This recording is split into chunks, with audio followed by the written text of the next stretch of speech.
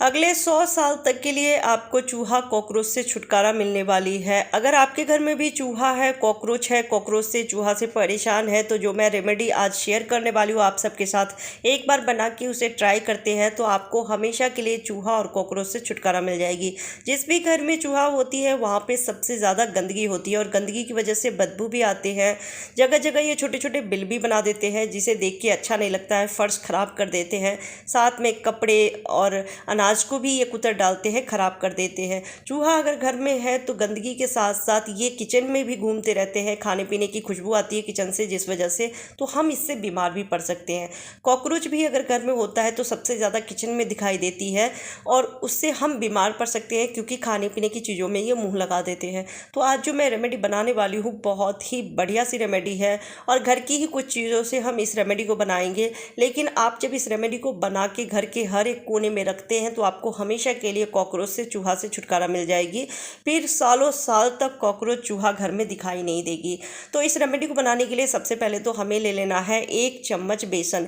बेसन की खुशबू बहुत ही स्ट्रांग होती है और इसकी खुशबू से चूहा अगर कहीं पर भी बिल में छुप के बैठा है तो वो तुरंत निकल के आएगा इस सॉल्यूशन को खाने के लिए। तो आप आटा नहीं लीजिएगा, आप बेसन ही लीजिएगा, बेसन की खुशबू स्ट्रांग होती है। साथ में हमें इसमें रखना है तंबाकू।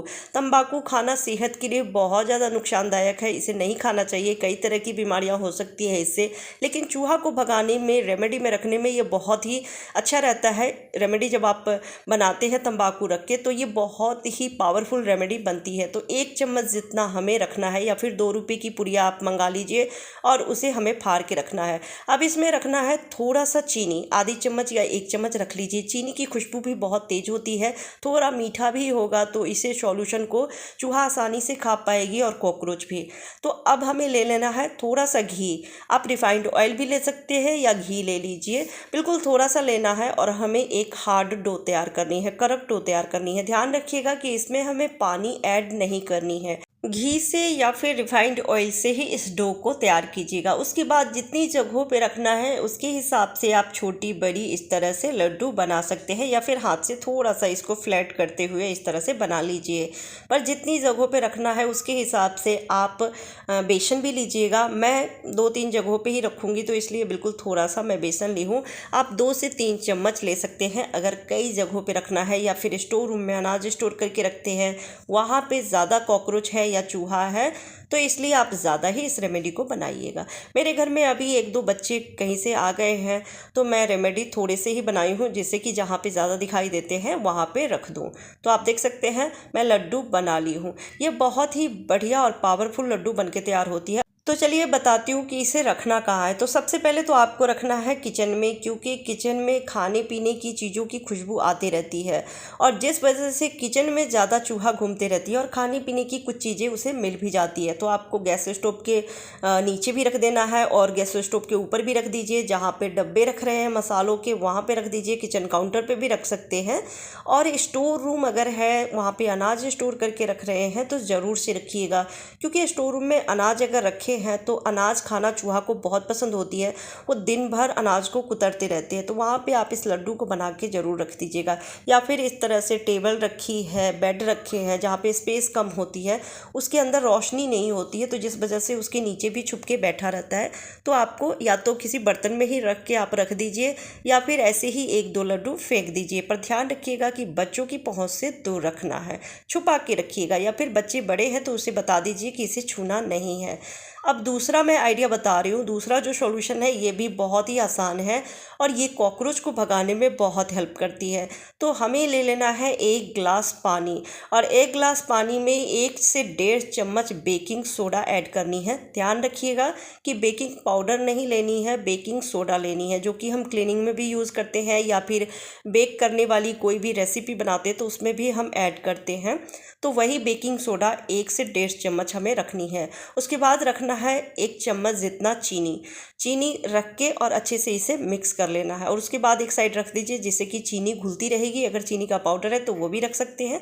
अब हमें ले लेना है 8 से 10 लौंग की खुशबू काफ़ी स्ट्रॉन्ग होती है तो हम इसमें कूट के रखेंगे। अगर आपके पास पहले से लौंग कूटा हुआ है या पाउडर है तो आप वो भी थोड़ा सा रख सकते हैं, 1/4 चम्मच जितना। तो मैं यहाँ पे 8-10 लौंग ले रही हूँ और थोड़ा सा इसे कूट लूँगी। ज़्यादा बारीक भी नहीं कूटनी है, थोड़ा दरदरा ही कूट लेंगे जिससे कि इसकी जो खुशबू है और उभर के आती है। अब इस सॉल्यूशन में लौंग को मिक्स कर देंगे। लौंग मिक्स करने के बाद एक अच्छी सी खुशबू उभर के आती है और ये बहुत ही बढ़िया सी रेमेडी बन के तैयार होती है। अब इसे मिक्स कर लीजिए और मिक्स करने के बाद आपके पास अगर कोई जूस की बोतल है, कोल्ड ड्रिंक की बोतल है तो उसके ढक्कन में छोटे छोटे होल कर लीजिए और उस बोतल में भर के घर के उन हिस्सों में छिड़काव करना है जहाँ पे कॉकरोच ज़्यादा दिखाई देती है या फिर जहाँ पे बेड है, सोफ़ा रखा हुआ है जिसके नीचे कम स्पेस होती है, वहाँ पे आप छिड़काव कीजिएगा जिससे कि कहीं पर भी कॉकरोच दिखाई ना दे। या फिर किचन काउंटर पे भी छिड़काव कर सकते हैं क्योंकि इसमें ऐसा कुछ भी नहीं डाले हैं जिससे कि खाने पीने में जाएगी या किसी तरह की प्रॉब्लम हो सकती है, तो आप छिड़काव कर सकते हैं। या फिर अगर छिड़काव नहीं करना चाहते हैं तो एक और बढ़िया सी तरीका आपको बता रही हूँ। आप ले लीजिए कोई बर्तन या फिर पोछा लगा रहे हैं तो पोछा के पानी में ही आप रख लीजिए या फिर अलग से पोछा लगाने के बाद अलग से एक बर्तन में इस पानी को रख लीजिए। अब इस सॉल्यूशन में कोई भी कपड़ा आप ले लीजिए और उसे डिप कर लीजिए और जब निचोड़ेंगे तो हल्के हाथ से निचोड़िएगा, बहुत ज़्यादा नहीं निचोड़ना है जिससे कि जो पानी है थोड़ा सा रहे कपड़े में और जो बेकिंग सोडा रखे हैं, लौंग रखे हैं उसकी स्मेल भी रहे। उसके बाद जहाँ पर भी कॉकरोच ज़्यादा दिखाई देती है जैसे किचन एरिया में दिखाई दे रही है या घर में कहीं पर भी, तो वहाँ पर आपको पोछा लगा लेना है। किचन काउंटर पर भी इससे अच्छे से पोछा लगा लीजिए गैस स्टोव पर, जिससे कि किसी भी तरह के कीड़े मकोड़े लौंग की खुशबू से और जो बेकिंग सोडा रखे हैं उसकी स्मेल से, उसके गंध से किचन काउंटर पे तो बिल्कुल भी नहीं आएगी। तो इससे बहुत ही फ़ायदा है कि चूहा, कॉकरोच, छिपकली कुछ भी दिखाई नहीं देगी। तो ये बहुत ही बढ़िया सा सॉल्यूशन है। इस तरीके से आप किचन काउंटर को क्लीन करने के बाद एक बार इस पानी से पोछा लगा लीजिए। और घर की साफ़ सफाई का भी ध्यान रखना है। कई बार हम पूरे घर की क्लीनिंग तो करते हैं लेकिन अगर स्टोर रूम है तो वहाँ पे क्लीनिंग नहीं हो पाती है, रोशनी भी नहीं रहती है जिस वजह से चूहा स्टोर रूम में ज़्यादा छुपते हैं। या फिर बेड के नीचे आप देखेंगे कि बहुत कम स्पेस होती है तो चूहा वहाँ छुप के बैठती है और जब रात होने के बाद लाइट ऑफ होते हैं तो पूरे घर में घूमते रहती है। खासकर किचन एरिया में तो चूहा ज़्यादा दिखाई देती है क्योंकि खाने पीने की चीज़ें मिल जाती है। और किचन एरिया साफ़ सुथरा होना ज़रूरी है। किचन एरिया में कोई भी कीड़े मकोड़े नहीं होने चाहिए क्योंकि वहाँ पे हम खाना बनाते हैं, खाने की चीज़ें हम रखते हैं, उसमें अगर कीड़े मकोड़े चल रहे हैं या फिर चूहा मुँह लगा रही है तो हम इससे बीमार पड़ सकते हैं। अगर आप घर में कार्टून बहुत ज़्यादा रखते हैं तो उसे भी आप समय समय पे चेंज करते रहें क्योंकि जब वो ख़राब होने लगती है तो उसमें कॉकरोच अंडे दे देते हैं और उनकी भी तादाद बढ़ने लगती है। तो इस सॉल्यूशन को बना के पूरे घर में आप छिड़काव भी कीजिए और इससे आप किचन काउंटर की क्लीनिंग भी करते रहिए तो कहीं पर भी किसी भी तरह के कीड़े मकोड़े दिखाई नहीं देंगे, ना कॉकरोच ना ही चूहे। तो कैसी लगी आपको ये रेमेडी कमेंट करके ज़रूर बताइएगा। अच्छी लगी हो तो प्लीज़ वीडियो को लाइक एंड शेयर कर दीजिएगा। चैनल पर पहली बार आए हैं तो सब्सक्राइब करके बेल आइकन प्रेस कीजिएगा जिससे मेरी हर वीडियो की नोटिफिकेशन सबसे पहले आप तक पहुँचे। Bye bye, take care.